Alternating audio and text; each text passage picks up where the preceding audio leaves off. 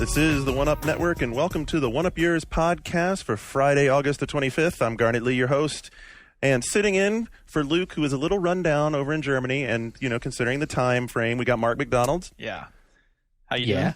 Yeah. Yeah. He's a suitable fill-in, I think. Yeah, Luke. Well, it's very late right now, so Luke and those guys have been really like if you've watched One Up News at all this week, they've been cranking stuff out at a ridiculous rate. So he's taking a little well-deserved rest. We got the rest of the guys here. Got the rest of the guys. We got John. Hello. That was a very subdued opening compared to last week. Well, I kind of actually planned that. I felt like after last week when, it was the, hey, Mom, listen to my show intro. Well, and really the excitement for Snakes on a Plane has subsided. Yeah, that was pretty quick. I am kind of sick of the snakes on a ... Right, jokes. right, yeah. That somebody was talking about Halloween costume, Snakes on a Plane. I was suggesting you might want to rethink that. I think that's going to be over. He'll be dead and time. gone Yeah. and buried. Passe. And we've got Shane.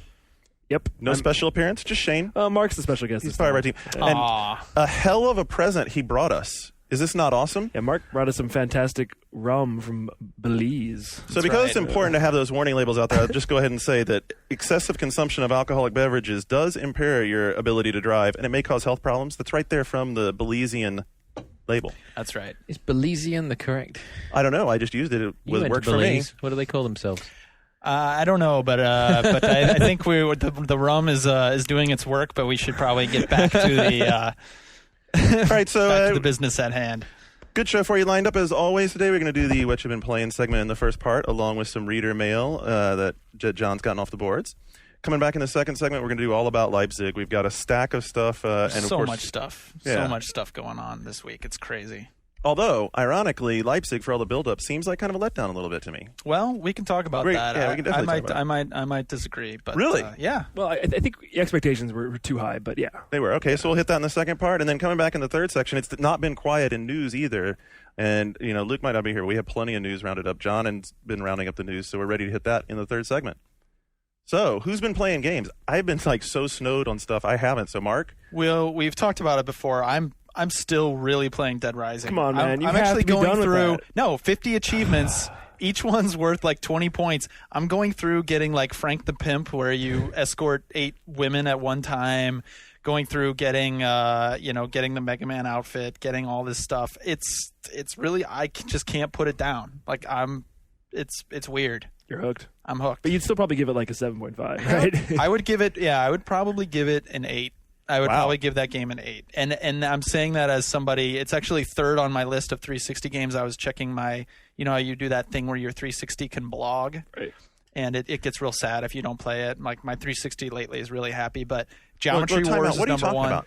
So there's a website where you can put in your gamer tag and it creates a blog as if it's your 360 talking. It pulls the XML feed and it looks at the says data and when it it's generates turned on, text. what it's playing. Yeah, so it says, today was such a great day. Mark played Dead Rising with me for 4 hours. And you totally have to give me that link. That's blah, awesome. blah, blah, yeah. And so it also keeps track. It has a lot of different metrics, and one of them is the games you've played the most. And I think Dead Rising is number 3 now after Geometry Wars, and which I don't know if anything will ever pass that up. Not. For me, and then Uno, which my girlfriend plays a lot. Finally, a real game on your list. Nice. Yeah, and that's something to talk about too. With Uno, the camera we got the last week, that you guys talked about. Right. They came around and showed us the 360 Live camera and the vision. different peripherals. Yeah, and I had that hooked up, and it's I have to say it's really cool. You can do little effects on the camera. You can take your own gamer tag picture. So has anybody been naked while playing Uno? Not yet. Not yet. Well, no, because nobody really has it except for me. And I actually set it up just to have it on something. Testers have it. Well, yeah. I mean, other people in the press have Do it. you really want to see them naked? Yeah, exactly. Yeah, We did the whole dangler They conversation might want to last week. see. Let's They might leave want to that. see your girlfriend naked, though. Yeah, so that's why I keep it trained on Wow, the. shut down. I said they. And there you go. Well, we derailed that. Yeah. So I had a question for you. The Yes. achievements that are not described, Yeah, so that's how does it communicate those to you? Well, there's 2 achievements that are not described, and the reason they're not described is because they are story spoilers. That makes sense. Yeah. So actually, in those 2, and it kind of adds to the fun because you have the title of the achievement, So you kind of have an idea of what it is, and once you figure out one of them, you know what the other one is. Okay. The only thing Dead Rising does wrong with the achievements, a lot of people have been really praising Dead Rising and what it does with the achievements, and it deserves it totally, because that's all everybody's talking about now, the people who bought the game and finished it. You can finish the game in a couple days. The one thing that I think they could have done better is they didn't weigh their achievements differently. Like, I think everything in the whole game is worth 20 points, and some of them are like, you have to kill 53,000 zombies. Right. Look, if we're talking about the relative merits of how they weighed the achievement points, it's a pretty good game. They did pretty. No, right. absolutely. The no only thing I question heard at all. The only thing I heard leveled against it, and so since you're into it so far, Yeah. is the save system. Are you using 2 saves? He I'm using borrowed 3 saves. Mark I was McDonald using borrowed 4. my memory card, and I Yeah. believe somebody else's memory card as well. I did. I have 2 memory cards, which probably puts me in like the 0.001 percentile in Xbox community, since So- nobody owns a memory card. So even its I biggest keep fan. my life profile on one Oh, you do? because I move it backwards and forwards. See, in that's work and home. That's so smart. Yeah. I can only log in if I've got the card with me. Right. yeah, my that's- I profile have on to- a memory card too. Yeah, you guys are smart. I have to drag my hard drive around. So, yeah. Cool. Shane, Well, yesterday we went to Konami for their press event, and I played a lot of their games there yesterday. aka the barbecue. Yeah, the Konami barbecue, and I was really excited about playing Elebits because it was on a final Wii controller, and I just wanted to see what was going on there. Yeah. It's very Elebits. it's very launchy, it's very tech demo-y, but it is fun, and I think it might be a lot more fun 4-player. I wish they would have had 4-player set up because it's such a simple, like arcadey, twitchy game. And I think competing with other people, it would have. Yeah. So describe what it is. Like, Yeah, just for Yeah, people so- that aren't sure what So it the is. idea is like you're in a house and you have this gun that's like a gravity gun, kind of like Half-Life 2's gravity gun. You can take it and just by pointing the Wiimote around, you can like grab any object in the environment and pull it towards you or push it away from you in real space. yeah, that's a good. Yeah, it's And exactly you're- like yeah, and you're- Half-Life 2. Yeah, and you're trying to uncover these little Elebits, and when you find them, you zap them, and you're trying to get so many of them. And little Pikmin-looking dude right, that and, run and, out. and as from you behind as you things. zap them, they give you more voltage, and as you get more voltage, you can operate machinery in the house, which creates other things that can happen. So to work a toaster, you have to have 1,000 volts, and when that is operated, then you can take a piece of bread, put it in the toaster, and Elebits will pop out, or you can. Can you hear the people falling asleep? I as know. they're It listening doesn't to sound this? like fun It doesn't yet. Yeah, like, but you know. you power a microwave. and, 1,000-volt toaster. Yes. You Well, can- but you it can is put it is popcorn kind the of fun in that microwave. like ultimately you're like trashing a room. You're kind of like taking everything in a room and like throwing it around, and you can interact with everything. Everybody Right. always wants to interact with objects and environments, and everything is interactive. Who doesn't But- want to interact with objects and things and environments? Well, but you haven't done this before, you know. Granted, I think, and it does, like, if you're doing it, I think it. I again, you played Right. it. I It didn't. definitely isn't fun to watch. Dude, Right. Elebits is the game that Luke would be right now screaming about how the Wii is a peripheral. Come on. Well, so it is like this game is a tech demo. Like Right. I really think of it. You say it's launchy, and it is It's very because launchy. 2 months from now, who needs a game where all you do is move objects? It seems to me Yeah. like people were like, okay, let's test this movement, and I mean you're Exactly. basically moving objects and then pointing. It's like a shooting game. You're Yeah. pointing and Yeah, but like there are. Did you clicking, see there the are ad video? power-ups. Did they show the ad I video saw with that the at kids? I saw that at E3. Okay, so you saw it at E3. I mean, Yeah. that's like indicative of how tech demo-y the game is. There's this kid, woo, and Kids then are going parents to love walking it. in. I think kids will Yeah, love it. The kids will characters are love it. very cute. Very It's cute. very simple. It's like really intuitive. You Yeah. have it's point and click. You're having fun. But I will say, of the Wii stuff I've seen and played, it isn't in the top of my list just because it is repetitive and kind of simple. And until I see Yeah. how the multiplayer goes, there are other things at launch that I'm more interested in. All right, let's switch to something much more interesting out of Konami, Metal Gear Solid Portable Ops. I think I'm totally excited about that. That looks game. awesome. Yeah, and you it's- played it yesterday? Yeah, it's really cool, and I'm excited about the multiplayer, but I'm more excited actually about the single player story that fits Me too. between MGS3 and like the earlier games because I'm a Metal Gear Solid 3 nut. I Yeah. love it. I think it's fantastic, and just the idea of a new story for that is. They talked about it yesterday, like Roy Campbell, the colonel from the Yeah, early this games. is where Naked Snake meets him. Yeah. yeah, And it's because it's 1970. He's like slick, funky, like young Roy Campbell. yeah. So And they didn't show him, but So it's 70s themed? 1970. 1970. It's set in 1970, so Right. it's not like as much as Metal Gear Solid 3 was the 60s. Right. You know, I mean it influences it, but it's not like people And- aren't gonna be wearing And bell one of the bottoms. coolest things in the multiplayer, what's different is you recruit all these other characters in the game, and what's interesting is the randomly generated characters are different depending on what Wi-Fi hotspot you're connecting to. So they were saying that they could actually take specific Wi-Fi hotspots in the world and tie specific characters to those spots. So if you want to get this one special character, you would go to this one place. This is awesome. In the world and download and get him. So no matter whatever hotspot you go to, it uses the IP or whatever, some number to randomly generate a character. Right. So you might have people. And it could be a good character. It could be kind of a crappy character. It could be like there's different character classes. It could be a medic or a sniper. Or it could be like a famous character from a Metal Gear game. Or there could be also like palette swaps in there too, like color changes, that kind of thing. They weren't really sure about that, but yeah. But I mean, this whole random thing. So you could have somebody be like, in the example they gave us, like, oh man, the Starbucks on like 4th Street. There's an incredible sniper from there. Right. So people would go there just to get this one sniper. Also, you can trade guys kind of like Nintendogs in passive bark passive mode. Yeah.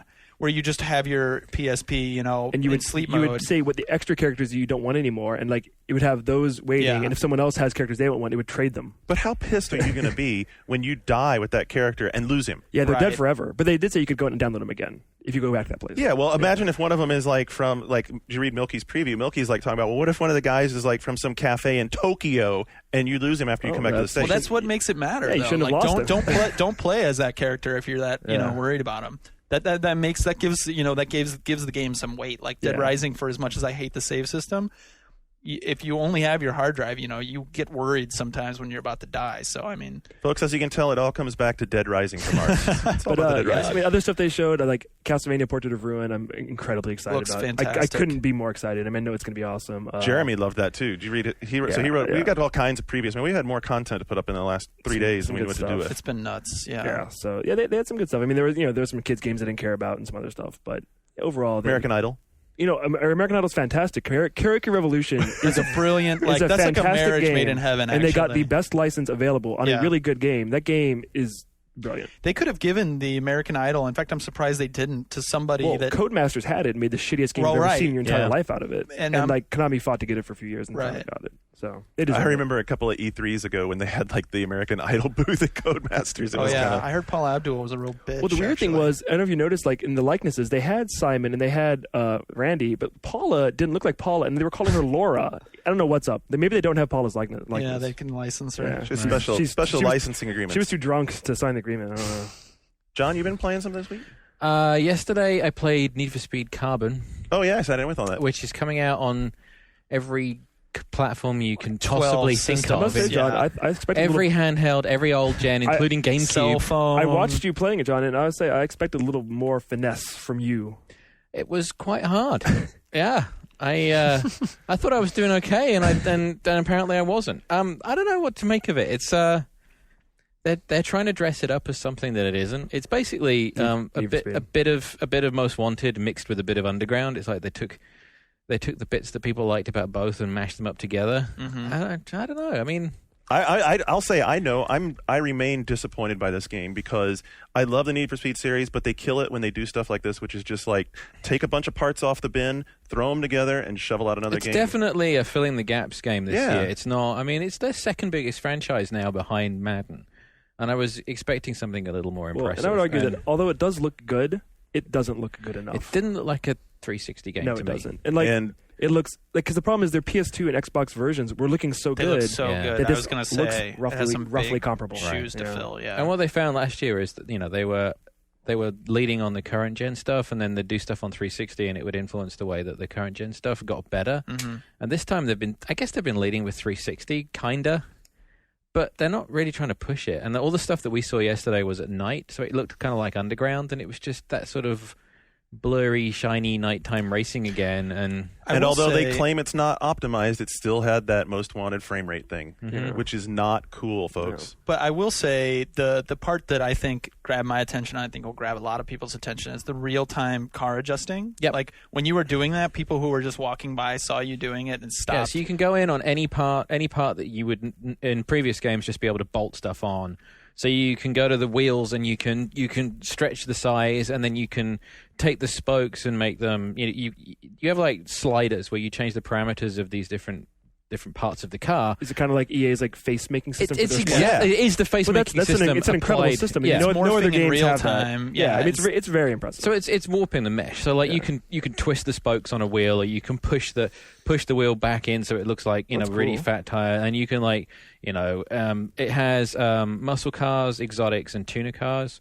So you get like an old Camaro or something, and you can one of the sliders is it opens up the hood and the supercharger comes up, and then you can have like all the air slats and everything. I just really wish that franchise is kind of weird because it's always good and it's very popular, but it's tough to get excited about it, and they never really take any risks with it. They never blow it wide open and completely surprise you. It's kind of predictable. And they insist on following some narrative, and no one really cares. And They have a hot chick. But they hit a home run with this Underground 2. I know we were talking about this. Underground 2, I played so much Underground 2. That was the first. They made a leap there. That was the one that was more open. It was more like GTA-ish. You know? Man, Most Wanted was interesting, but Most Wanted was a 20-hour game that kind of maxed out at 10. And then it would just keep throwing these ludicrous challenges at you where it'd be it'd start off, it'd go, get chased by the cops for 5 minutes and then, get away from them. And you're like, that's fine. By the end of the game, it's you have to be chased by the cops for an hour and then you have to get rid of them and avoid 27 traps. And it'd just be fuck off. I'm not going to do that. Exactly. So I played that. And then the other thing this week, I played 99 Nights. Oh, why? Because I just wanted to know. Yeah. And You wanted to play one of the 3 games Microsoft is releasing this year for the Xbox 360? We'll get to that a little later. Had to bring that angle into it. But so how could you not? I mean, that is part of it. It's one of 3. the last but 2 nobody games I've cares. played on 360 have been games from Japan. Yeah. And I am starting to wonder if Japanese developers have forgotten how people like to play video games.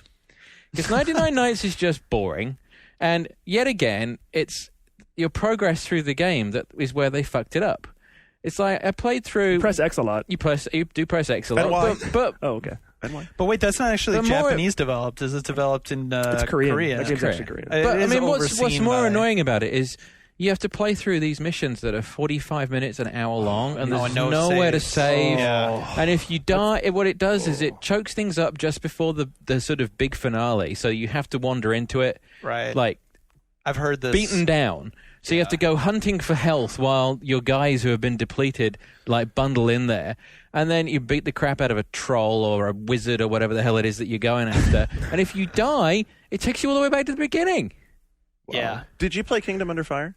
Yeah. And did you like it?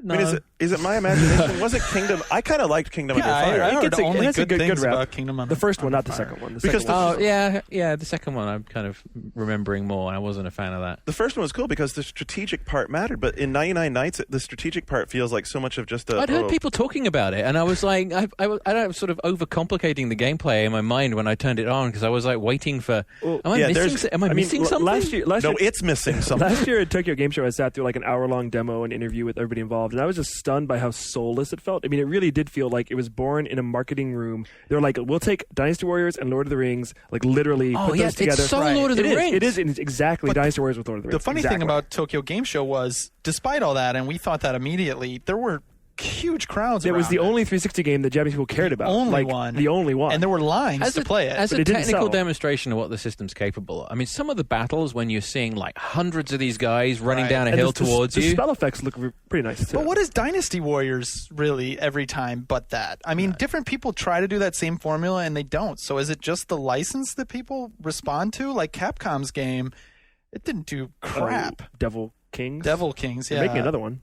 Well, in Japan. Yeah. Yeah, if only what do you you guys think that's could going to see come to Shane's America? look. You think that has a chance in hell of coming to America? God Hand came here. Well, that's true, but God Hand 2, if it comes out, Yeah. screw up once, blame them, screw up twice, Shame on whatever, shame on that's all stupid. of us. But yeah, 99 Nights. I think 99 Nights may be the first 360 game in America that it has such poisonous press that the Xbots might not actually buy it. I mean, they're buying Overg Fighters, they're buying Chrome Hounds. I think 99 Nights, people kind of know it sucks. Whoa, wait. They're buying Overg Fighters? I would say Overg Fighters is considerably worse than 99 Nights. I mean, That's not a stretch. I mean, That's not a stretch. So EA was back in the building today. They brought by Live for the 360. How's that looking? You know what? I was surprised because not only did it look, so they did a bunch of stuff with it, and one of the things they did was they worked on the shaders for the skin surfaces. Because last year, I swear, it looked like Wax Museum with water dripping down the sides of it, right? And they fixed that. It actually looks okay. Cool. And one thing they kind of coughed up to this time is that so last year they did a whole new engine. Well, actually, it was sort of because the animation engine was really the current gen animation engine shoehorned into the new graphics engine. So now they have a new animation engine, which is pretty cool because it's all done by by biomechanics. Oh, so when you they showed this off. It looked very impressive. it was really actually. cool. Yeah. So when you see a guy move and he goes to set his feet, you can actually see the weight shift into down to like his ankles. You can actually see Because the problem muscles. with a lot of sports games, if a guy was standing in place, he would just like rotate magically in right. this, Yeah. on this invisible vertex and look so shitty. And the thing is, Yeah. now he actually moves his feet and moves his body, He and it makes picks a up huge his difference. foot and It makes a huge like difference. a real person. Yeah. Yeah. It's a definite step forward. I was really impressed. It's Yeah. a definite step forward. Now they still have that trouble. I mean, because they use so much motion capture, it's so hard to blend. One motion, animation into the next. Yeah, even if you do good procedurals, it's really hard to transfer, and they still have that, but it's getting better. It's getting a lot better. Did they show you much of the ESPN integration? They did show the ESPN Because integration. I think that it's such a no-brainer when you think about it. But the fact that you can It's have cool. the ticker going across the bottom, Yeah. you can It's listen way past the ticker. just a Oh, no, but you can just- listen. You can listen to ESPN Yeah. radio while you're playing. I think You it'll can listen stream to it. ESPN radio. That's cool. You You can, get you can video. get video clips, Yeah. which they're updating through the day by push streaming. Wow. So you'll be able to log in and go to this, and you can see clips from PTI, Around the Horn. They'll have special ESPN segments. That's cool. That part's really, really Is cool. the presentation really slick? All the menus and everything? Of course. Yeah. I mean, they've come so far. Like Madden this year, which I kind of have to cop to in a minute also. Madden showed that they could really fix their menu structure, and the same thing with Live. So pardon my ignorance, but does Madden this year have that any kind of integration, that ESPN integration? It does, but I got to say that in Madden, Yeah. if you go back to when NFL 2K was NFL 2K5 ESPN 2K5, their integration was better. Really? They just still haven't gotten that sophistication to it. You got the crawl across the bottom. You have a couple other features, but you don't have live. You don't have this live thing where you can go and check out the radio casts and the video casts and that kind of thing. Were they talking about the PS3 or Wii versions of Live? Or? They weren't. Oh, okay. No, they weren't. They were just showing. Oh, actually, I wanted to mention that. There might not be a Wii version. We talked to the Carbon guy about the PS3 and Wii. And he looked a bit flummoxed. He didn't expect that question. Because, we were like, so, you're doing it on everything, so how are you going to handle the controller? And he's like, yeah, they did kind of drop that on us, particularly the PS3 version. So he assures me that that they are going to be using... Top men are looking into how Top brass waving is your looking arms around possibly has some relevance to a racing game. Nice. Yeah. But I did get the impression that it was definitely a bit of sort of... square peg round hole. Are you guys getting the feel? I'm getting this feeling a lot with a lot of the PS3 launch games that they don't know really what to do with the tilt control. functionality of it. But that fits because Sony didn't know what to do when they threw it in there. No, but apparently Sony is pressuring third parties to include some sort of. And I'm sure they functionality. will, but I have a feeling it's going to be half. Here's this feature you didn't ask for and we forgot to tell you about. Go do something with it. Right. Yeah. Like Resistance, I think you can shake off guys when they grab you. yeah. How often are guys gonna No, but there's get other in your stuff. You face can and also grab you? you can turn the controller sideways and bring up a map overlay, which is pretty cool. Oh, Yeah, I mean, that's if great. anybody's That's gonna much use better it than well- pressing select. I'm They're sure getting into Insomniac sort of will use it Minority well, but- Report kind of things there, aren't That's they? kind of cool Yeah. now, isn't it? But not Insomniac, but the other guy. I'm just curious how many of these guys are really going to make interesting use of it.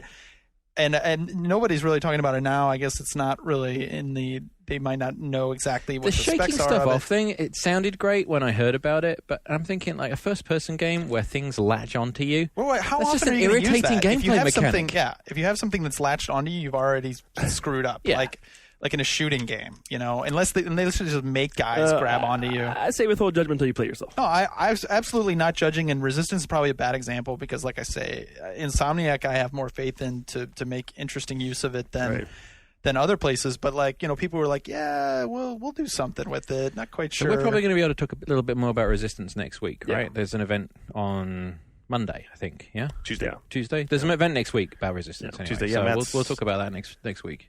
Right, so before we move on to the other part where we talk about some community stuff, I need to cop to Madden a little bit because I talked on the show a couple weeks ago about how excited I was to see Madden, and it was looking really great, and it was running really well, and it does all those things, except they kind of haven't gotten the football game up to as good as the presentation, which was really disappointing. So I'll eat the crow right now. If you read my review, I gave it a 7. It's a good game, but it didn't turn out as well as I might have promised you it would be.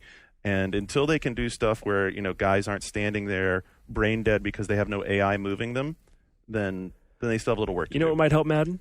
competition. Yeah, you know what? I'm totally Putting that out there. I couldn't believe it. So, did you see that thing on G4? I did. I saw Brian Intihar. Who did a great job. Our previews editor was on there with like a future Hall of Famer, Marshall Falk. Was that his name? Marshall Falk. And told him to definite shut up Hall or of something. and Brian told him to shut up because Brian knows how much Madden sucks, and it was really funny. Which is weird because Brian is a incredibly nice You guy. can go watch it on the clip on G4. Actually. Yeah, well, we've got it on Game Videos. Oh, I yeah, think. Game Videos. And Marshall was cool because he's all being the company guy or whatever. But he's saying, "Oh no, I think that not having competition, that these guys know they have to do a good job." You know what? There are people undoubtedly on the Madden team who are busting their asses because they take pride in what they do. But they were pushed a hell of a lot harder when Visual Concepts was cranking out a killer game that they had to go up against. Yep. Well, just like anything. I mean, anything at all in life. I mean, the football league. How it's not it's not Harlem Globetrotters. Like how much competition? Like how much do they have to try? I mean, come on. Exactly. There's arena football. So, John, what have our readers been talking about this week? Quite a lot. There were a lot of really long threads. All by Beige? All by No. Well, and you bring But up did you Beige. see Beige's hair? No. Very cool. There's a picture that has Beige's hair, and it's very awesome. You guys talk about this beige guy. Like He's like Garnett's little lapdog. not my lapdog. Luke's lapdog. He does work for Luke. Yeah. Of course, Gaff kids are now going, I hate it when they talk about Beige. We hate it when they talk about Gaff. Do you want me to talk about Beige? I can talk about No, we're not Beige. gonna talk Beige about has a good thread Yeah, going at the moment. In Praise of the Duel, it's called. It's about 6 pages long. It's only a couple of days old. Talking about how one of the best gameplay mechanics is when you have two sort of very equally matched characters in a game that go up against each other.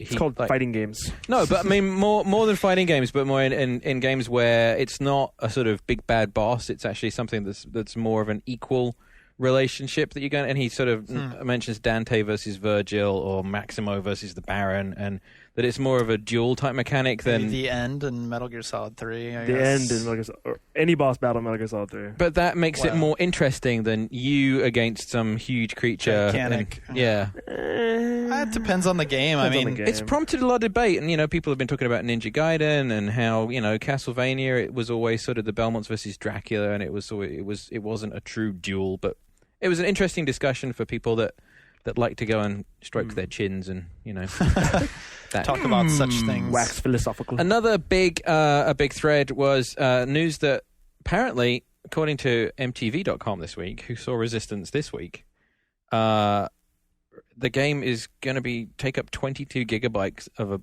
a Blu-ray disc. Yeah, that got a got a bunch of ridiculous press. amount of attention. I was And surprised. it's degenerated into a debate about Blu-ray, of course, and Well, I've been saying all along that a larger storage format is inherently good, and this just proves it. I mean, they don't have to go and make everything tiny. They don't have to take all their art and compress it. They can have every they can language, run, every European language, uncompressed textures.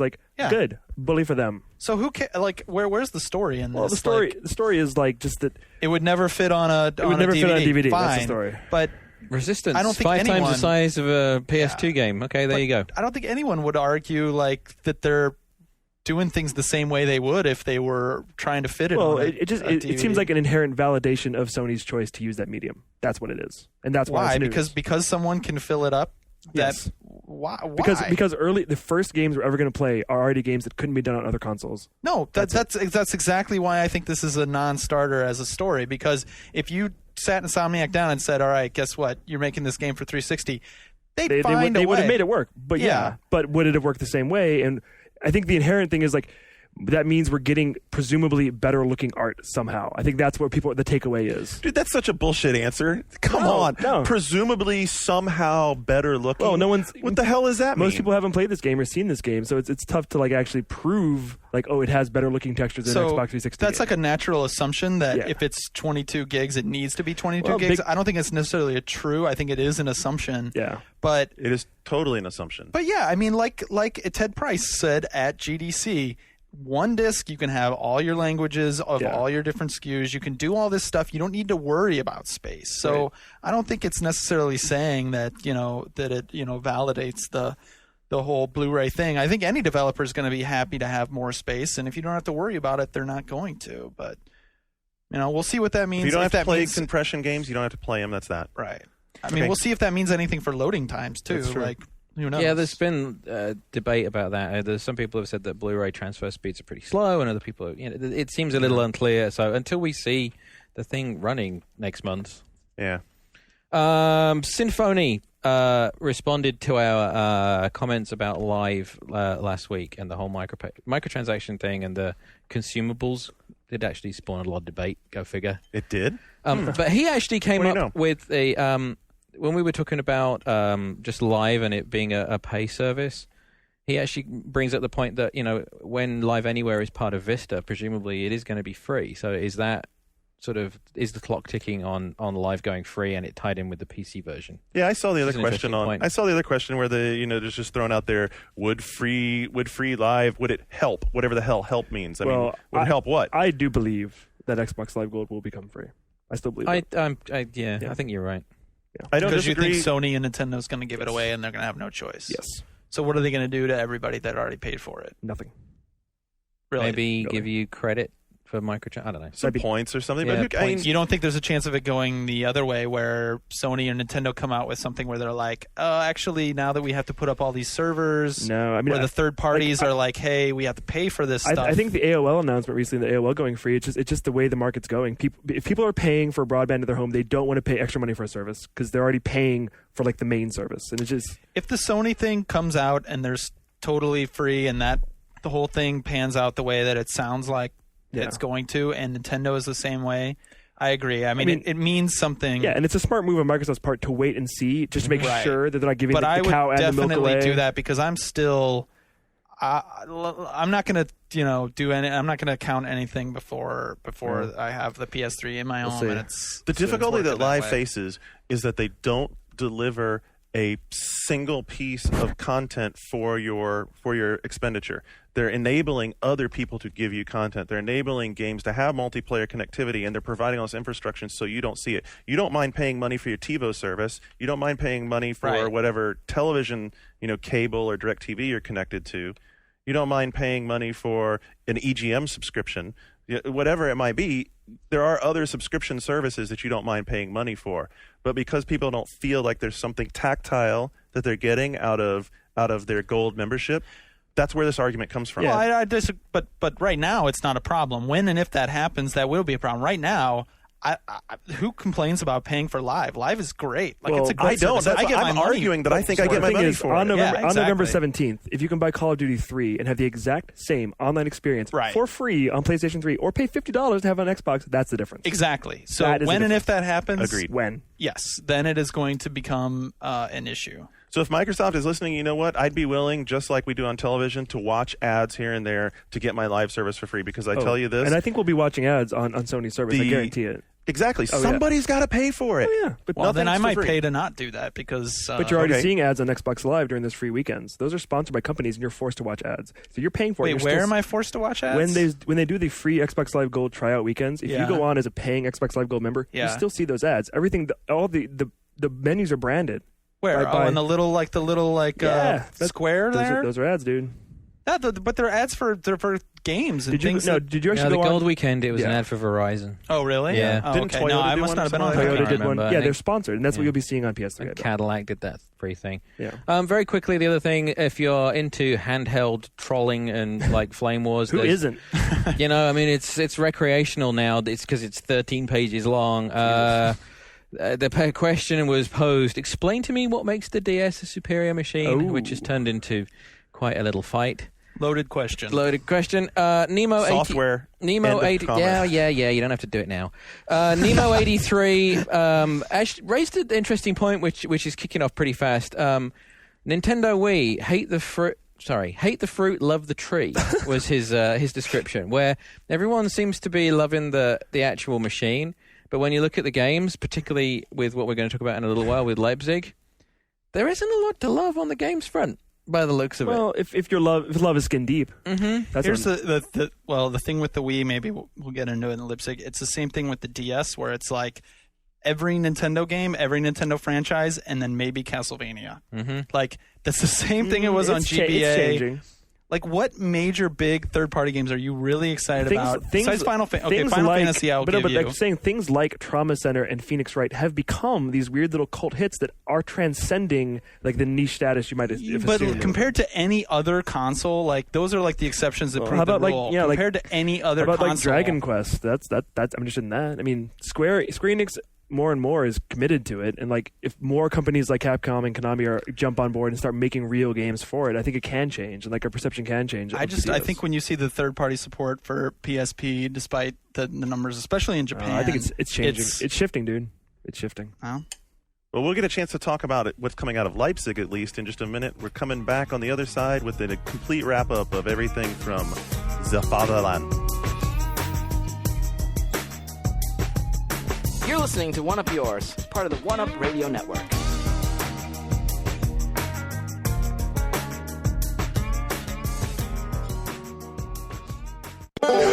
Hey, kids! Podcasts are here. You've been hearing about podcasts? You like podcasts? You've been reading about podcasts? Well, we got a podcast. Jeff, don't we got a podcast? We do have a podcast. CGW Radio. CGWradio.oneup.com. What's that? One of those URL things? Podcast.oneup.com. Whoa! You can also get it at iTunes Music Store. Wow!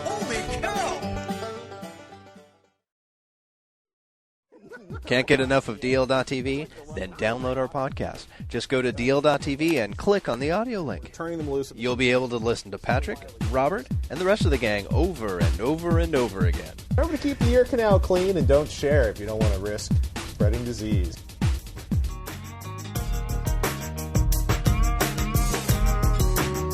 All right, and despite not having Luke here live from Germany, we have plenty of info from Luke and Sam and Matt, who are over there. He's here in spirit. He is here in spirit. I know he's listening, so Luke, dude, get some rest, and we'll try and carry the torch for you. I'm going to start right off at something that's like dear to me because I saw this news story, and I was like, I called this, and this is exactly what my original problem was with episodic content.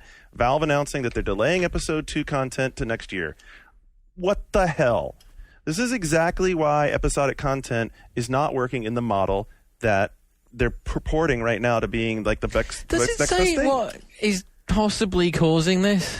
Oh, I would imagine what's causing it is... They've built the engine, they've built the graphics, they've got the characters, they presumably knew what the story was going to be. Yeah, but you know what? This one, as opposed to Episode 1 for people, and I'm not the hugest Half-Life guy, so I only know about it like peripherally, but it actually has the new environments. It's not taking place in, City 17 or whatever it is.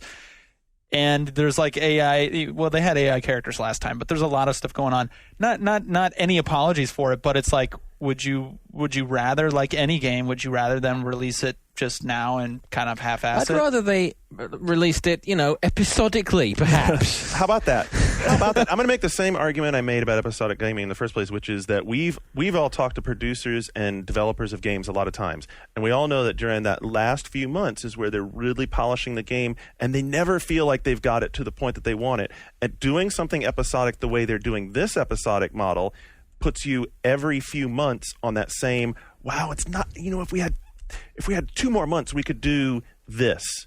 And they're going to keep on doing that. I haven't actually read the story. I'm curious. Is it the expansion pack content that's the problem, or is it like the new stuff like Team Fortress 2 and Portal that's the problem? Like what is being delayed? They haven't clarified that. It's not Portal, because Portal, for what I understand, is really far along. Yeah, I mean, Team Fortress 2, who knows? It could be partly that. I mean, you're getting... Well, that'd be a better explanation. I mean, because like the expansion pack thing, they knew that a long time ago, but like maybe it's Team Fortress 2. So release it separately. Here's what Gabe said.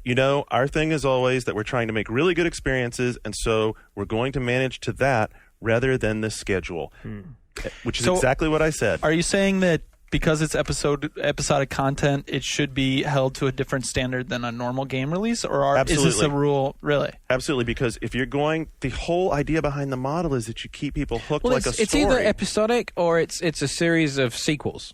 Right. And this is working like a series of sequels. I guess I can understand that, you're because watching you're watching 24 and you have to wait 2 months for the next episode. Right. And then when you get 1 month away from the release, they say, you know what? It's actually not going to be 2 months. It's going to be 4 months. But we'll have it for you. It'll be great. You'll love it. We were building the set and it took too long. Right.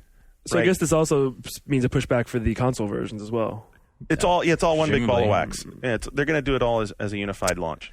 So it's next year now? It's all next year. It's all 2007, first quarter. Lame. And by the way, it's Q1, which does leave them leeway to March 31st. exactly move it back again. So you know what? We've talked about episodic gaming. We won't beat it to death, but it needs to be a series. It needs to be something like series television where, maybe half of the series is built before you even launch the first one. Sam and Max, it's how to do it. That is how to do it. It's a great model. It's a very good model. How about Microsoft's press conference? How about it? Forza 2 footage, finally, pre-rendered. Also, Forza 2 is now winter 2007, which probably means March 31st. Yeah, well, we know. Surprising exactly nobody. I do want to talk about Microsoft in the broader context at Leipzig because I think they did yet again own a show. Really? They didn't do much. Well, look at it this way. Well, nobody did much. Right, no one did much, but in the context of not doing much, Microsoft totally owned this show. They went in there, they showed what they were going to do, they did the usual dog and pony that you get at these things, and then they dropped that they're going to own soccer in Europe. That's huge. Which is that huge. was, yeah. They didn't need to announce FIFA. All they needed to do was announce Pro Evo, and all of a sudden, everyone in Europe is taking 360 more seriously, and possibly people in Asia are taking 360 more seriously. And by taking more serious, you mean they're lining up at the They're store going to go buy the damn Pro thing. Evo is like a religion in England. I mean, it's like, and British people in the States are probably, and people that like soccer that tend to be not Americans in America, but they're all like, oh my God, it's on 360. Somebody brought this up, though, that so Winning 11 already came out for 360 in Japan and nobody cared because it's in Japan. Mm-hmm. And it's going to come out here for 360 and probably do pretty well because it's a good game. Mm-hmm.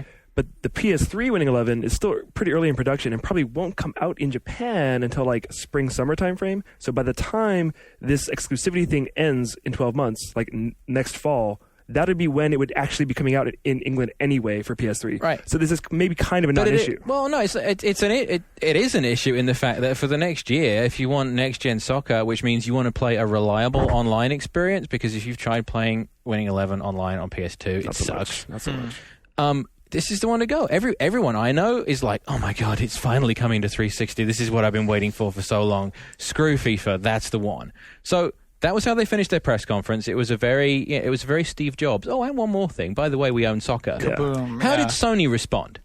They didn't even have a fucking press conference. They didn't say anything. So you know what? Sony dropped part of the bomb that nuked this show in the first place, which was, oh, by the way, we're going to have some games at TGS. You might want to come check it out. Yeah. Well, and that was the in their end. defense, it wasn't Sony, but they did have Metal Gear there. They Right. did have They had a Metal Gear 3 new trailer. minutes of Metal Gear that To were remind you pretty how beautiful awesome. it looks. And I mean, Sony's home, they're ready to do battle on their home front first. And Exactly. Europe is, they're concerned about it, but it's not number one. So But in terms But of it a is trade their number show, 2 market now. it's true. And they didn't do anything.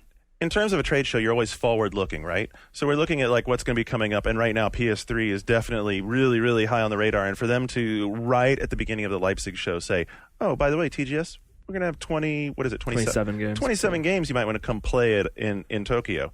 That was like you could hear a pin drop afterwards, right? Mm-hmm. So after all that build-up, is Leipzig even going to be the next E3? No, Leipzig is the new ECTS, Right. Which doesn't bode well. Which means in a few years, someone will be doing something on the London docks to upstage it. But it moved to Docklands. They cancelled it because they kept messing it up in England, and now it's in Leipzig. And I mean, they've tried stuff all over. There needs to be an event in Europe, but people never roll out the really big stuff there. And in the scheme of Leipzig, I think Microsoft's soccer announcement is one of the biggest ones there. It's big. Honestly, not like the biggest. if anybody's screwed up Leipzig, I would have to say it's Nintendo, because Sony is going to make a huge splash at TGS. Nintendo historically never goes to TGS. They might have something before it, but they don't have a presence at TGS. Microsoft has their own thing soon after TGS, which is Exo 6. So you're going to have a week of people really talking about PS3. Then you're going to have a week of people really talking about Xbox 360. This would have been a really good chance, and they had new franchises to show. It's just the franchises were, Mario Strikers, which it is a European audience, so that adds something more than it does here, which is like a stiff, like, meh. Yeah. But in Europe, they want real soccer. They Well, don't and want Mario then that's soccer. true, right? And then Battalion Wars 2, which is like, hello, like, did anybody ask for that? Like, Although Miyamoto did ready us for these last week in some interview. He was like, yeah, expect some ports of GameCube games with slightly enhanced features, and 3 days later we see these games. So it wasn't that us, if you're like a Nintendo Dream reader, like the 10,000 people in Japan that read that. I didn't even hear that quote till you mentioned it. Yeah. It was what I had heard, 5 was new games. That was speculation, though. New games, yeah. And I will say, and this goes to the larger thing about Leipzig, if it's a disappointment or not. I would say absolutely not a disappointment, because if it's a disappointment, you just had crazy expectations. Like, you can't believe every stupid rumor that you hear. There was the Kid Icarus for Wii. That was a big rumor last week. That was week. awesome. There was Kid Icarus for Wii. There was that the Metal Gear trailer was going to have like in-game gameplay with the HUD and stuff. Like, no. Have you guys been around for the past 10 years? Like, does Kojima ever do that this early? This much before a game? No. And so this convention got all this import from rumors and also from the E3 announcement. If you look objectively at everything that's come out of it, especially like on the PC side, there's a lot of stuff like Crysis. I mean, we do have a ton of PC stuff to get to here. Yeah, like the front page on game videos, we literally can't. It's like, what do we push? I don't know. There's new Team Fortress 2 footage. There was the Metal Gear thing. There was like Crysis. There's a lot of. And John, you can attest to that. That's a European, especially like a Germany sort of thing, right? The PC market's huge in Germany. Yeah. So I mean, it kind of fits that kind of show. I think that you couldn't help but have something like this happen because the timing of it falling in the wake of the E3 announcement, everyone was eager to figure out. To find something to latch onto and say, you know what, games still matter. We still have a big trade show. It's just international now. Well, I just think it's We're fun. In Europe. It's funny when the press creates something and then acts surprised when they didn't fulfill their own expectation. Kind of like that. The Epic, announcement that you guys talked about. Emergence Day. That was kind of like a press created thing. It's like was. Epic planted the seed, but they didn't water it, and you guys the hype created this giant thing, and then turn around and like, what? Oh, it wasn't all that. What I don't understand is there's a big trade event that is getting a lot of press, particularly after. They didn't know when they organized the event initially that E3 was going to diminish, but why would Sony even turn up if they've got nothing to talk about? It seems redundant. At some point, they obviously thought they were going to have something to say at the show, right? And I'm sure there is nothing. Those things might be like changing super last minute. I mean, who knows? But you would expect that 2.5 months pre-launch that there would be all guns blazing. A lot of things from Sony 2.5 months before launch. I think aren't the problem happening. is it's just showing anything substantial here for both Nintendo and Sony would throw too much of a wrench in the plans they have now. They have events scheduled in America and Japan for both Wii and PlayStation 3. That's true. TGS, why play your hand at this little European show? Who cares? Yeah. At this point, no, hang on a minute. You can't. Europe is the number 2. There are more people in Europe. There are more gamers in Europe than there are in America. In the grand scheme of things. But Nintendo and Sony are Japanese corporations, and they're going to play their hand in Japan first. Right, but Sony is probably going to, if they play it right, they're going to sell more PS3s in Europe than anywhere else. Yeah, but now the rumor is that Europe might get screwed on the shipments. Yeah, they always do. This year. let's not even feed that fodder. Hardware is such a stale topic. Let's go back to this Nintendo press conference. So you don't think Nintendo got much purchase out of this, huh? Is that what you're saying? No. Because I mean, what did they do? I love how like, so Matt was doing the live blogging with time stamping from it, and I'm reading through this. I'm reading through this while he's doing it the other night. I'm like, wow, that's really thrilling. So we will release at the end of this year. No kidding. Oh, fuck. Really? Really? I had no earthly idea. In Europe. And so they play through this whole thing, and apologist. Well, what? Like that's why it's they show some DS titles. Shock. They show a video of Zelda. Big surprise there. And then like the censure is actually wasn't the Zelda they showed the DS Zelda, the Phantom Hourglass? I think so. Yes. Yeah. Phantom Hourglass. This is right here. Yeah. And then so the big censure is Super Mario Strikers and Battalion Wars. It's Europe-centric. I have to say, what? So your justification for Europe-centric is just give them the lame shit? Pretty much. No, Strikers. They did a Strikers bundle with GameCube in Europe because that's how popular it was. I think that's their thought is like give them good some for crumbs, like show Europe a little respect, like give them lip service at least. Like same thing from Sony. It's like, but outside of the soccer announcements for 360 and the very vague and weird Fable 2 demo that Molyneux do, what did Microsoft do that's so amazing? But at least they did something where they obviously they addressed the market they were in. Like everyone's harping on about globalization, and we're only going to we have to tackle the whole world. It's not just little micro markets now. And yet again, the games industry like completely fails to do that. It's like you go to a massive market. You go to Germany where there's so much potential. You've got all of Europe's press there, and they all do fuck all. But at least, I mean, maybe not at this show, but they are all launching there by the end of the year, right? Which is like a big deal in Microsoft having done it. Like that doesn't happen. Traditionally, Europe would get the Shaft like 6 months later. You know. So what else we got? If the Wii didn't win, I mean, one of the big things, if you haven't read it yet, Matt's preview of the Rayman Wii title is pretty hot. He like some of those mini games sound crazy fun. I was surprised how interested people are. Like, we put a video of that up. It got more hits than a lot of other. It's pretty creative. Things. Matt wraps it up by saying it's like the best third-party game for the Wii. Which, I mean, admittedly, the problem is if that's the best third-party game for the Wii, it's back to tech demo time because once again, mini games, not a game. Mini games, collection of mini games. I mean, maybe he thinks it's the best first-party launch game for Wii, but like I really like the Sonic game. I've played it. I think it's really fun. It's not launched though. It's next year. So what do you think? So have you checked out Rayman? Have you been watching? I've not played Rayman. All right, it looks crazy. Anyway, if you want to learn about Rayman, go check out his thing. What about Turok? Is there any reason to be bringing this back? Looks good. Well, I mean, a lot of people still have great memories of the first game. Okay. The first two Turoks were huge successes. They sold millions of copies. 2 was good, but I still kind of see it as the start of the downfall. I mean that It series. was shit like Rage Wars that was bad. Well, that's just when it was outright like But now terrible, insulting. it's now a Disney franchise. I had to say I was surprised at bringing that franchise back at this point, but I mean, on its surface, it's not that bad. I mean, you got dinosaurs, you got Native Americans. You guys like Prey a lot. You guys got that.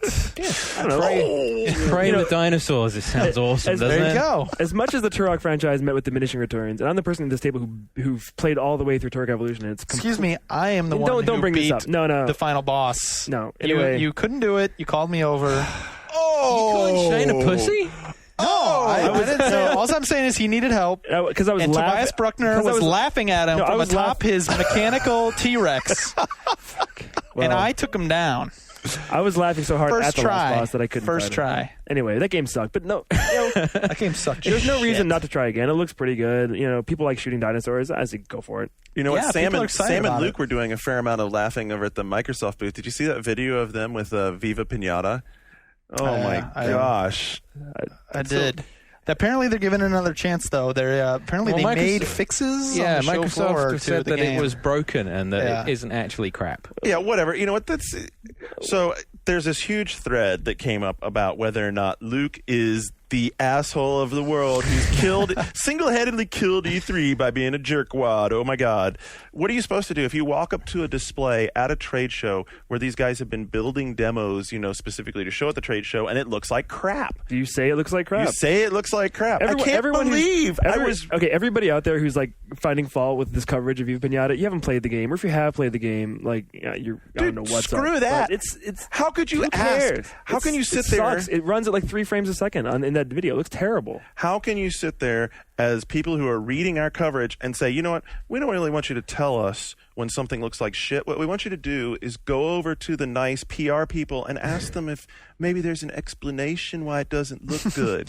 What a crock of shit. There was an explanation for why the frame rate was so bad. I'm glad. I didn't buy it though. I don't necessarily buy it. Okay, either. Well, so we'll see in a but couple that doesn't days. explain why the game is just still fundamentally just wrong. But here's the thing, like in their defense, not really in their defense, because why do I care to defend Viva Pinata? But none of us at this table are the target market. It's like taking fucking Naruto to task for because none of us are fans Fine, of so let the me ask anime. you this.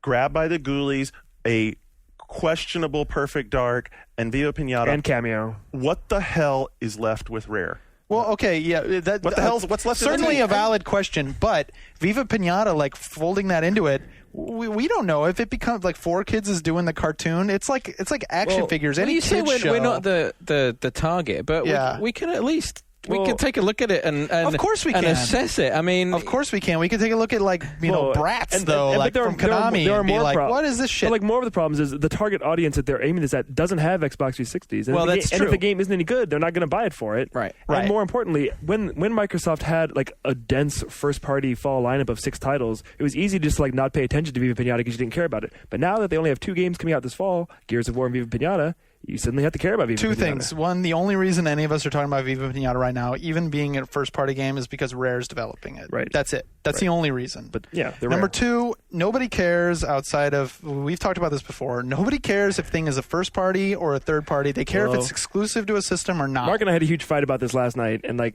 I still do believe that it is a first party's job to create good titles and Of have course a it steady is. stream of good titles, and Microsoft is failing at that. Yeah, well, I'll tell you this. Number 3, Rare is the new Core Designs. Great original game in the UK, and by the way, everybody leaves, and then the whole place goes to The hell. Stamper Brothers are still there. Yeah, the original Still there. talent is still there. The original talents may have still have been there, and it The GoldenEye guys are and, all gone. And at Core, exactly. I think and it's- at Core it's- Design, they had the same problem. The Tomb Raider guys left, and Core Design's product went down, and Rare's product cannot meet what they did with GoldenEye. As tempting as it is to write off Rare, Star Fox Adventures actually is whatever the, was, I'll sit here and defend Star Fox Adventures. it actually sold very well. did. So I like Perfect Star Dark Fox. Zero, I would say, not the worst game in the world, but definitely for Rare's standards and the standards that they should be held to, not up to their standards. Grab by the Ghoulies, I think, was absolutely mishandled by Microsoft. Should have never been pitched as this is a Mario type game. Everyone's going to love it of all ages. That's like a kid's game, and probably a crappy kid's game at that. Yeah. So I'm going to give them another game or two, not Viva Pinata, that's for sure, but another game. But that's one of their games. How can you not include that? Because the same reason, I don't judge I don't judge Sony by their kids games or their iToy games or like games that are not aimed But at Core me at is all. Core. I'm already calling them Core. They are not a platform and hardware developer. They are just a design studio. Yeah. They don't have tons and tons of But teams.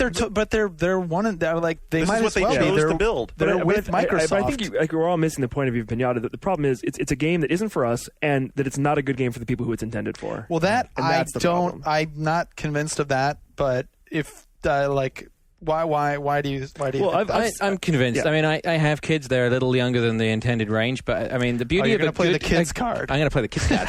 Fuck you. I have kids, you don't. I have kids. You don't. Listen to me.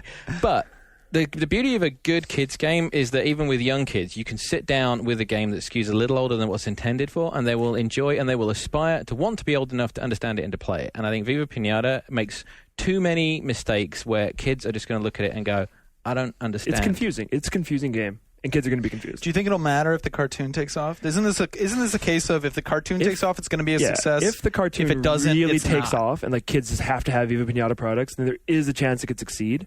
But I mean, I haven't But my watched worry cartoon there yet. is that if the cartoon by some miracle is fantastic, and then the kids like pester their parents for the game because they want to play on Dad's 360 or whatever, and then they try it, I think it's going to Yeah. be really jarring, and that it's this sort of happy, sort of fluffy pinatas like joking around and Right. tumbling around the environment, and then it's like, wait, well, I'm Yeah, controlling a shovel. The fact that it's a god game with upkeep and like the goals aren't clearly defined. It's Let me float this yeah. theory out there. So Viva Pinata, even though it doesn't make a lot of sense on the surface, like kids game for 360. Like even if it is popular, kids are going to own a 360. No, probably not.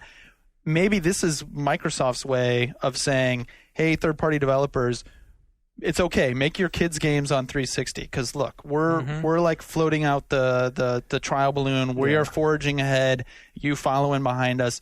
Make kids games or tweens games, younger games. Those games that do end up I being think maybe mass they're doing it market. a little I early. think it's a little early. Yeah. It definitely feels that way. But I do remember talking to people who at E3 were like, I'm really glad to see Microsoft not just going after the hardcore gamer, Gears of War kind of Well, I mean, kind of it always person. talks about Space Marines. There are no Space Marines in Viva Pinata. That's I would be extremely It's gonna be on the happy box. if when they finally do send us code and we all sit down and we're sitting whenever it's coming out, November.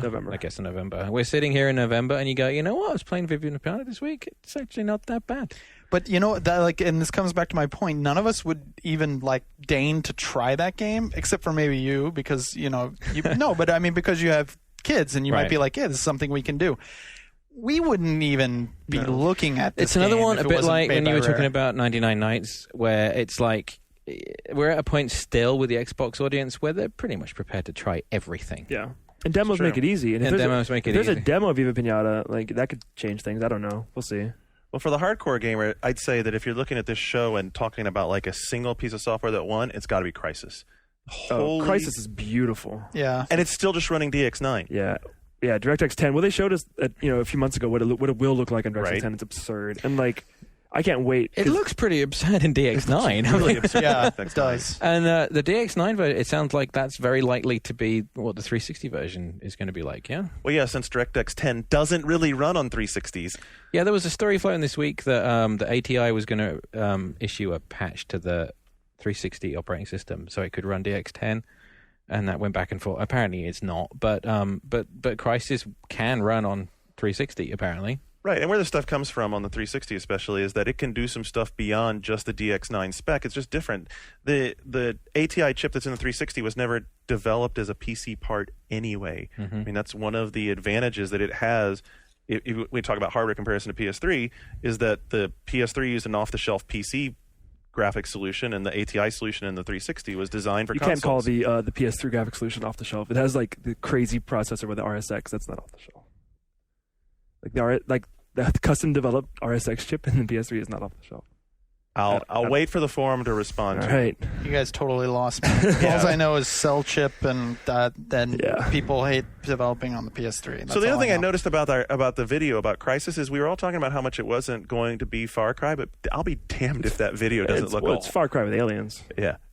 I mean, I still have my concern. Far Cry asterisk that, with aliens. I think Crysis is a beautiful, beautiful, uninspired game, and the whole upgrade as you go and customize your abilities looks completely redundant and retarded. What? Really? Oh yeah, you bring up a menu and I switch to defense, I switch to offense. It's not interesting. It's always obvious. In the demos I saw, it was like.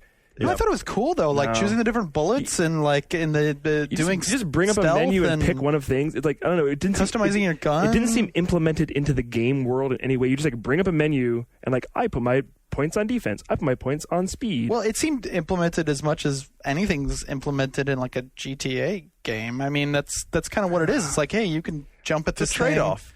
Throw in explosive shit, or you can. But you just bring go it up. in You stealthy. just bring it up whenever and just switch. I don't know. It didn't seem interesting to me. It just seemed like a thing to put in a game that just complicates it, and it doesn't. It's not integrated into the game in any realistic or sensible way. But we haven't seen enough of the game yet to That's maybe true. completely say that. It's beautiful. I mean, I'll play it no matter what because it's so beautiful. I mean, that actually is the stuff that made it interesting to me because I knew it was beautiful, but it wasn't until I got the E3 demo where I was like, oh, there's actually something to this. They're actually trying this stuff where it just seemed really there's something tacked else on to me. it. It's tacked on.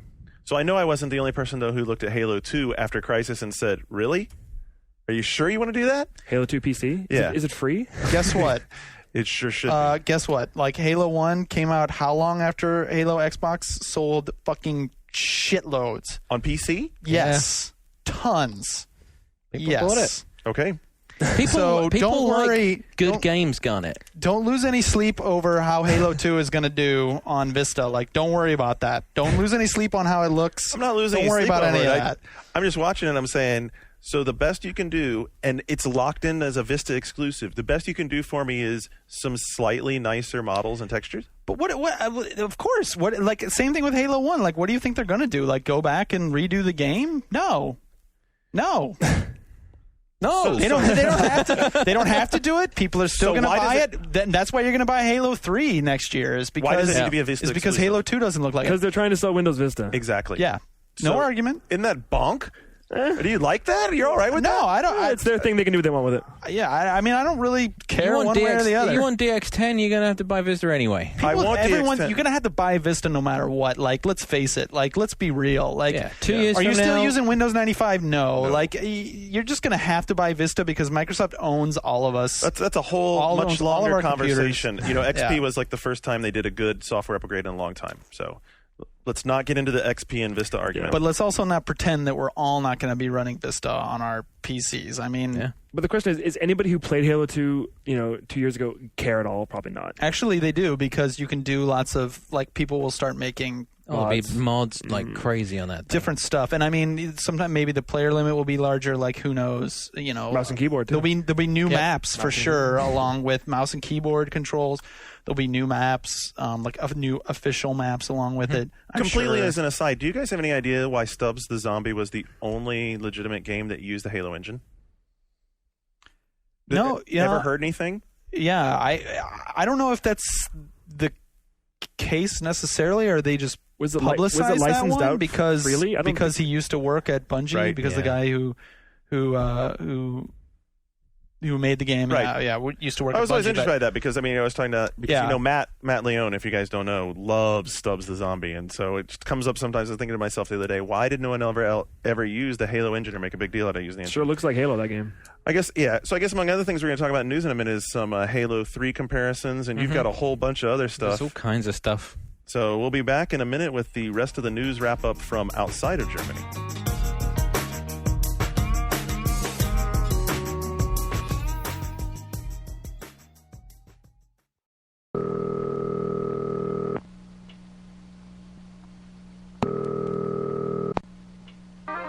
Hello, and welcome to the OneUp Radio Network. If you know the name of the podcast you'd like to hear, press 1 now. You have selected Radio PM, starring the editors of the official U.S. PlayStation magazine. To download an episode at radiopm.oneup.com, press 1 now. To listen to a promo, press 2 now. In a world ripped apart by war, only one magazine. Want to know what's new now? Then join Jim Louderback and Patrick Norton as they tackle the latest technology news. They'll keep you informed with their weekly What's New Now podcast. Just go to what'snewnow.com and subscribe, or subscribe through iTunes.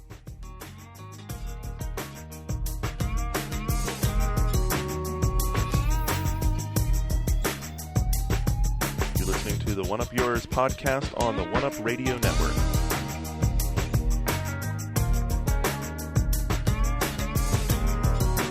So we've been talking about a whole lot of hardcore gaming, but apparently we're not doing such a good job at bringing that however many percent it is, under 10% of women gamers, into the fold. David Gardner from EA says that the industry is failing women. We're failing women. I would agree, actually. We are. Not us. Not us. It's not our fault. We don't make the games. He says that we're failing women, and that that the industry is sort of pigeonholing women too much and chasing after, and sort of like, going for too much of the pink type stuff. Yep. I would say anytime I've ever seen a game target women, it's like Barbie Horse Adventures kind of thing. So he argues too much pink stuff. So about 30 seconds after he said this, Sony announced the pink PS2 and the pink PSP. They also said it was very empowering for women. It was very empowering. That's a quote. The pink, very empowering. So again, borderline insulting. Anytime like the industry has actually reached women, hit women, for lack of a better expression, it's been by accident. I feel like The Sims. No, Mark, do you find yourself hitting women a lot? No, I don't think Nintendogs was an accident. Okay, at all. Good example. That's true. That's The absolutely Sims, an exception. I think, was a little. I think it was surprising, but I think it was definitely designed with a more not aiming women, but aiming everybody. The Sims was a big accident that it reached I think women. Will Wright's designed things kind of universally. Even Nick SimCity isn't male. So he wasn't. I don't think he was targeting women, but I think David Gardner's point was, when we target women as an industry, it fucks up. Totally agree. So how do you explain Kimmy's blog? Huh? Have you looked at Kimmy's blog on OneUp? No. Well, not today. Pink PSP and pink PS2 get. She loves the color pink. She likes She loved, and how many women do? Exactly. So there are those people out there, and Barbie Horse Adventures does sell. I think the point is that by making this, we're going to do a pink one. That's how we're tackling the female audience. The point is, maybe the point is the population of the United States is over 50% women, and the amount of gamers is not that. I also think that the games industry, and I think because the games industry, our job in covering it is that we're still very male. Of what we do. Mm-hmm. Believe it or not, the strongest female audience is CGW readers. But I've said this before, and I will say it again. Nintendo DS, and there's 4 guys here. As Scott just pointed out. Well, it's probably because it's this is kind of a sausage factory. But Nintendo DS is changing stuff. I've talked about this. There are ads all over San Francisco. Yep. Of a woman holding a DS Lite, like an adult woman. Yeah. Aimed at women. Okay, and the Wii, and as a side note to that, the Wii thing in Germany had an old grandma was on stage. That's awesome. With a 7-year-old girl. Press conferences, How many press conferences have you seen with a grandma playing anything? So I think if this dude didn't comment on Nintendo, he's missing. He's missing something. I think the only time I've seen an old woman used for anything was in the setup video for iToy. Remember that? Yeah. There was a little old lady shuffling around. Yeah. But I think that was a conscious thing as well. It was like, Right. hey, look, you don't have to hold the joypad. So what Granny you're can saying just is- wave her arms around. So what you're Your saying is arthritis the Wii, friendly. the Wii is basically like iToy and it's a peripheral.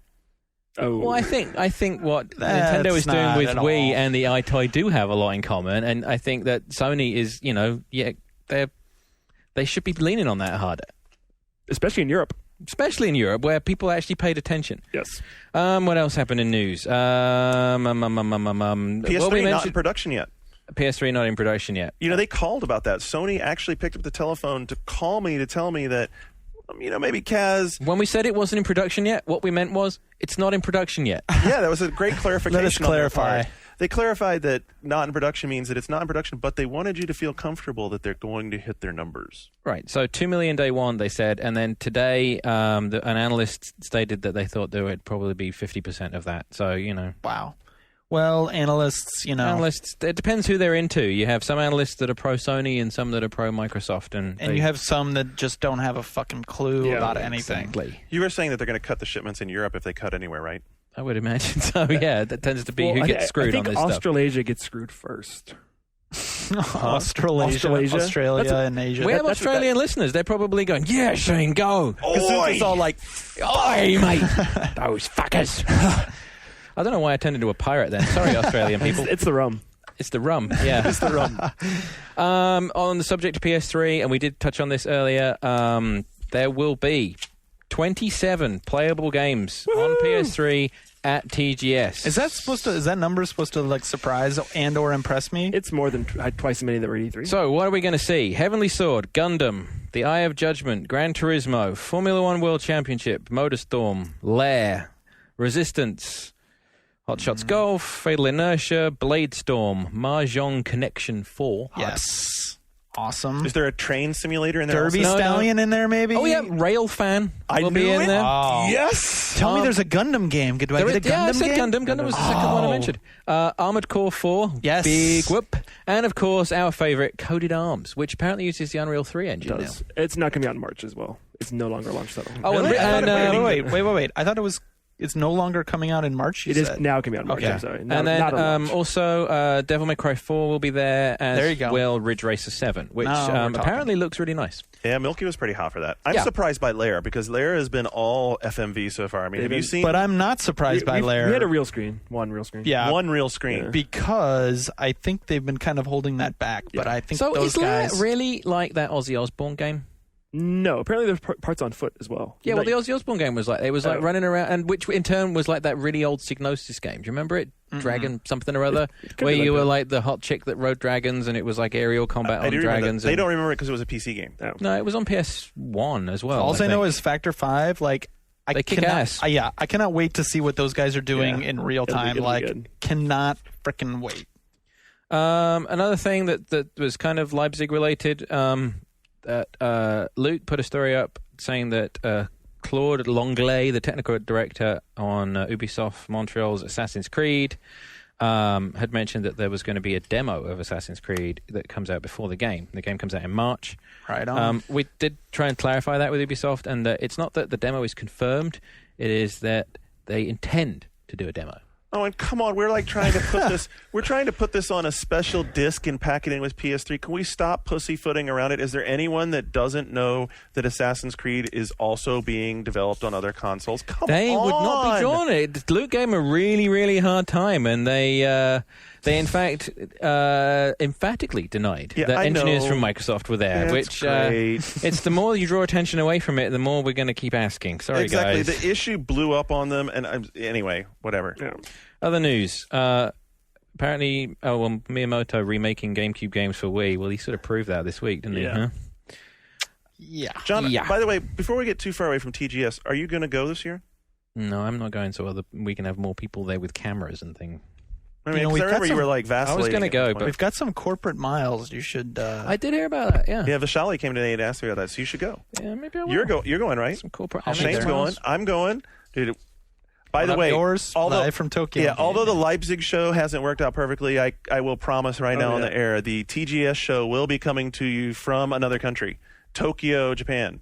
Be fantastic. That'd be hot. We should get Riccardi on. We should. He would be fun. He'd love to be on it. He would love to be on. Yeah. The Wizard came out on DVD this week. Nice. Wow. Okay, next. There apparently will be a So bad. mysterious Nintendo event, and I just realized that in the headline we spelled Nintendo wrong, Garnet. How the hell did that happen? Oh, Jesus. That's actually Wah, wah. that's actually the German spelling. No, it is. It's a little We known. need to get that fixed. Mark. Yeah. Yeah. Mark did that for us. Let's not draw attention to it. Beige, Mark- you can't spell Nintendo. You're Not fired. Mark McDonald. Oh, is Mark waiting? That's beige? Whiting, yes, it's beige. It's fantastic. September the 14th, there will be some kind of celebration of video games hosted by Nintendo. Oh, this is the New York City thing. Reggie Fils-Aimé will speak. Reggie Will. will speak. There's going to be games there. It's going to be a big deal. Yeah. If Reggie speaks, it will be fun. Any because- speculation on what they're going to show? I would say it's going to be, and I expect they'll do something in Japan around the same time. I expect it's going to be their big event. They're not Yep. going to be at TGS. They're That's going to it. say, "Here's when we're gonna. Here's our launch date. Here's our launch price. Here's the I think games." they're going to lay it all out. I think that's it right there. I think they have to lay it all They out. do. I think they have to lay it all out Yep. because they kind of build everything up to this. They set the date now, and you come out and they hit with the price. They Yeah. hit with the release. I think they'll even showcase the release games. I think they'll say this is what will be available. it's gonna on be release. big. Price guesses. Last one. $199. I'm sticking to my $199. Yeah, me too. You guys moved around all over the place. I'm back- $199 I've and stayed at $199 the whole time. games $39.99. Really? Yep. Why? What makes you? What don't makes know about you? Is that just like an inkling for the mass market, or Yep. what makes you really? And because Yeah. To differentiate that them. would be to a shot differentiate them? across the bow. But GameCube games are not $39.99. They were $49. So you really think that they're going to do that? Yep. Because I think one of the things with the Wii is that they're managing development costs by using basically existing technology. I don't think so. I think even sticking to $50 would be. $40, a big fuck you, I think. I like your $199 guesses, but I'm going to go out on a ledge, if nothing else, to be a little different and say $12.49. $249 With the game. With two thingies. $249 with Zelda. See, I no. would go with $249 if it had two Wiimotes in it. Why would they give away Zelda at Yeah. this point? Yeah, they're No. going to sell a bunch of them for $40. in the Western market. To No. take the lead in the Western If there's market. anything that they're going to pack in, it's going to be Wii Sports. Yeah. Or VC games. Yeah, virtual I console mean, games. like Okay, Zelda. how about that's a good No argument. changing your answer. You made your No, point. okay, you 249 can with change your Zelda. answer. Oh, I did hear something just kind of off the record that that there will be a lot of virtual console games at launch. A lot. Like a ton. Good. Like What- maybe what- maybe the Sega Hudson stuff will make it. Question is the pricing. Awesome. What Iwata commented on what he thought the pricing would be. He thought it would be affordable, and Yeah, he probably also thinks like the classic NES series for $20 on the On the Game Game Boy Boy? is like a great price I don't and know. affordable. I don't know the pricing. I hope it's affordable. John, do you Yeah. go, what's happening with GameTap? How is GameTap actually doing in the marketplace? Pretty good, although I think now their big initiative is that they don't want to get pigeonholed as a retro games Right. service. I actually the other week when I was out in New York, I met with them and they were like, "Yeah, the next big push is they want to establish themselves as a digital distribution company and not just a retro gaming hub." So I think we're going to see a lot of newer games. You know, with the Splinter Cell and stuff is on there. I think there's going to be a lot more of that kind of stuff They as well stopped as the showing old school commercials stuff. with like Golden Axe and Yeah. that kind of stuff. Yeah, I think there's going to be a big shift in the way that they position themselves. How much potential do you see for like some sort of subscription monthly service like that to go with something like the Nintendo? It's a money losing proposition for Nintendo to do a subscription service. Yeah. Honestly, like as much as I love what GameTap is trying, I kind of feel like Napster is the same sort of model, right? With music, Right. you pay this fee, you get access to all of this music, but it's only for that month. I think games is kind of like music. I think People want to it's own going it. to be like People want to download micropayments. it. Everyone's eventually going to have to secede to the iTunes model. I think. I I agree. a few bucks a pop. I feel that way. I mean, I download games like Xbox Live. As much as I admire GameTap for what they're trying, I'm not a. So what's going to happen subscriber. when you get real solid challenges like the European challenge to opening up the format like iTunes is facing now? That's not our problem, guys. Their European challenge to twos? What? Oh, It's a long discussion about It's a long France. discussion We'll talk about about it. saying that it's closed and it's not fair, and it's the French whining again.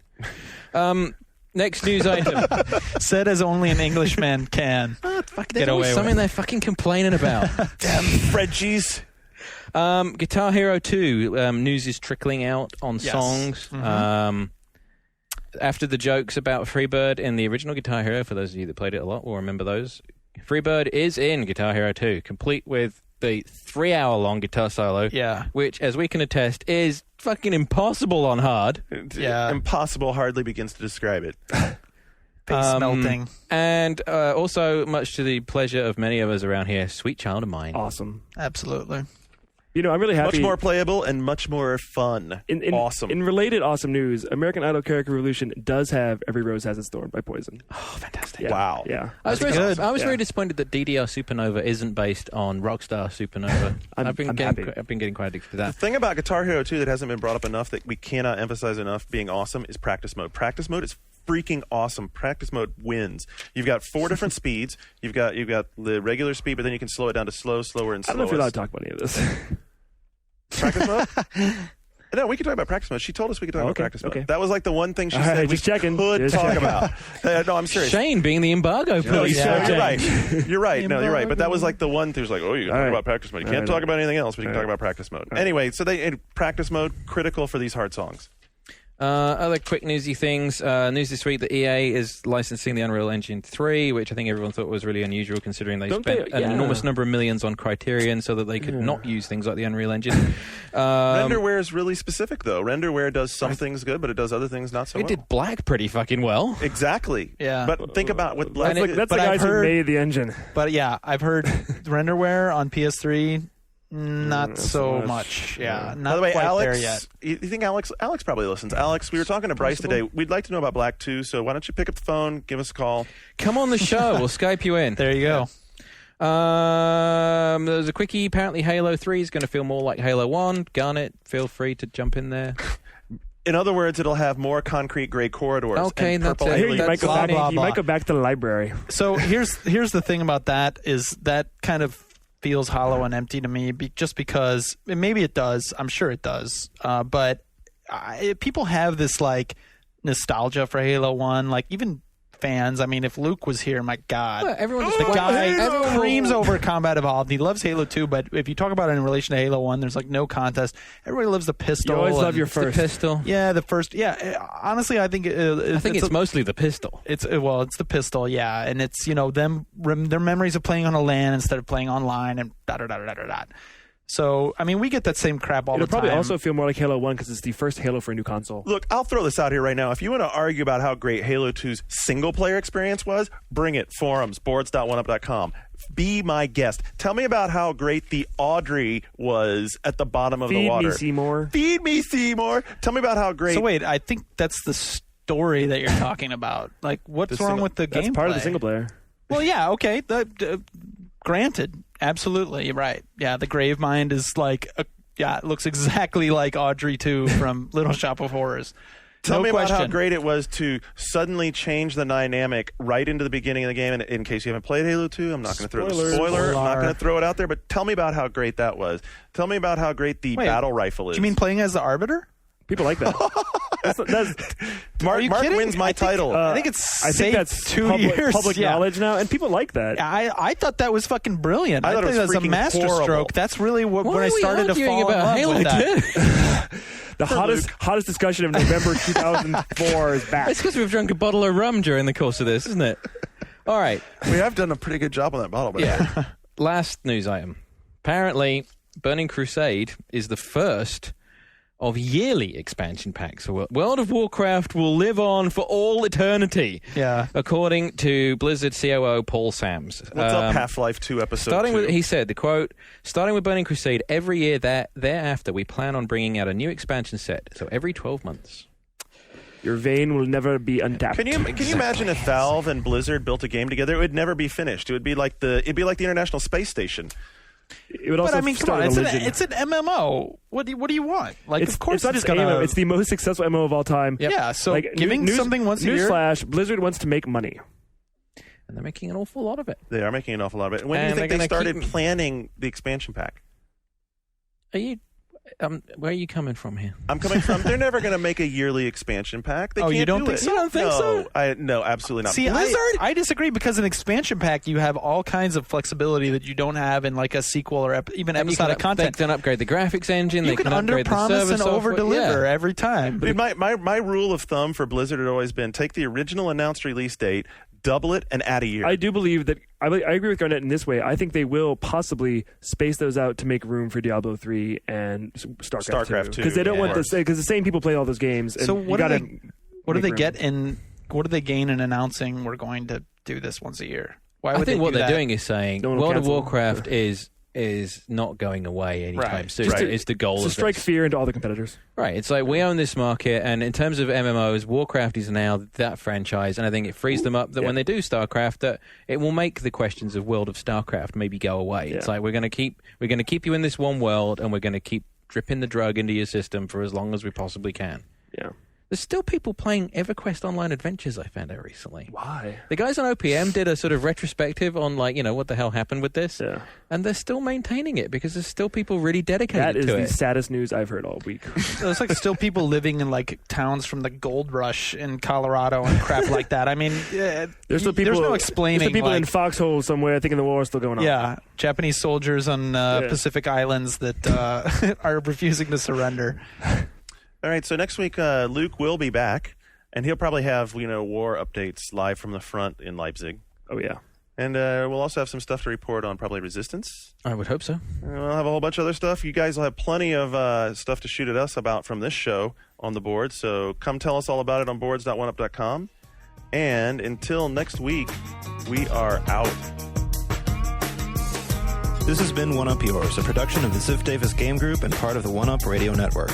One Up Yours is hosted by Garnet Lee and John Davison, produced by Andrew Pfister and Mike Ing, and is published every Friday afternoon at podcasts.oneup.com and at the iTunes Music Store. What's up? I'm not in the fucking credits.